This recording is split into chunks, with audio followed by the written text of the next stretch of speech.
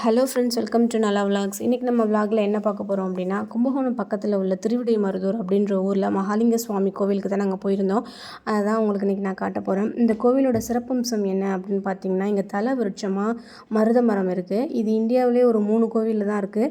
அதில் இது ஒரு சிவன் கோயில். அப்புறம் தஞ்சாவூரில் உள்ள பெரிய கோயிலுக்கு அப்புறம் பெரிய நந்தி எங்கே இருக்குது அப்படின்னா, அது இங்கே தான் இருக்குது. 27 நட்சத்திரங்களுக்கும் 27 நட்சத்திர லிங்க சன்னதி இங்கே இருக்குது. மூகாம்பிகைக்கு தனி சந்நிதி இங்கே அமைச்சிருக்காங்க. இந்த கோயிலோட சிறப்பம்சம் என்ன அப்படின்னாக்கா, இங்கே வரகுண பாண்டியன் அப்படின்னு ஒரு காட்டுக்கு வேட்டைக்கு போயிருந்தார். அப்போ வேட்டை முடிஞ்சு வீட்டுக்கு வரும்போது இரவு நேரம் ஆயிடுச்சு. அப்போ குதிரையில் வந்துட்டு இருக்கும்போது அந்த வழியில் ஒருத்தர் படுத்திருந்தார். அவர் மேலே குதிரை கால் பட்டு அவர் இறந்து போயிட்டார்.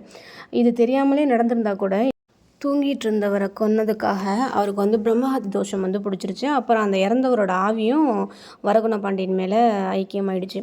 இதை போக்குறதுக்கு என்ன பண்ணுறது அப்படின்னு நான் யோசிச்சுட்டு இருக்கும்போது, வரகுண பாண்டியன் தீவிர சிவபக்தன் அப்படின்றதுனால சிவன்ட்டு வேண்டிகிட்டு இருந்தார். இதை எப்படியாவது நான் சரி பண்ணி ஆகணும் அப்படின்னோன்னா, ஒரு நாள் அவர் கனவுல இதை மாதிரி திருவிடைமருதூர் அப்படின்ற ஊரில் என்னை வழிபட்டினா உனக்கு இந்த தோஷம் போயிடும் அப்படின்னு சொல்லி சிவன் சொல்லியிருக்காங்க.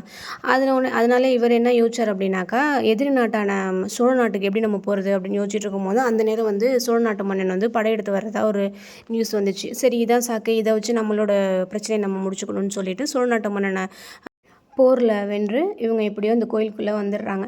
கோயிலுக்குள்ளே உள்ளே நுழையும் போது சிவபக்தன் அப்படின்றதுனால இந்த பிரம்மஹத்தியும் அவரை பிடிச்ச ஆவியும் அந்த கோயிலுக்கு வெளியிலே நின்றுது. கிழக்கு வாசல் வழியாக இவர் உள்ளே நுழைஞ்சு உள்ளே போய் சிவனை வழிபட்டு முடித்தோன்னே ஒரு அசரீரி தோணுது. அசரீரி கேட்குது. என்ன அப்படின்னாக்கா, நீ கிழக்கு வாசல் வழியாக வந்திருக்க, வடக்கு வாசல் வழியாக வெளில வந்துடு அப்படின்னு சொல்லி சிவன் சொன்னோன்னே, அதே மாதிரி வரகுண பாண்டியனும் வடக்கு வாசல் வழியாக வெளில அவரோட பிரம்மஹத்தி தோஷத்தை அவர் முடிச்சுக்கிறாரு. இதே மாதிரி நம்மளை துரத்துகிற பிரச்சனைகளும் நம்மளை துரத்திட்டு இருக்க தோஷங்களும் நீங்கணும்னு நினச்சிங்கன்னா, நீங்களும் அந்த கோயிலுக்கு போயிட்டு பிரம்மஹத்தி தோஷம் நிவர்த்தி பண்ணிக்கலாம். அதனால இது பிரம்மஹத்தி நிவாரணி ஸ்தலம் அப்படின்னு கூட சொல்லுவாங்க. இந்த வீடியோ உங்களுக்கு யூஸ்ஃபுல்லாக இருந்திருக்கும் அப்படின்னு நான் நம்புகிறேன்.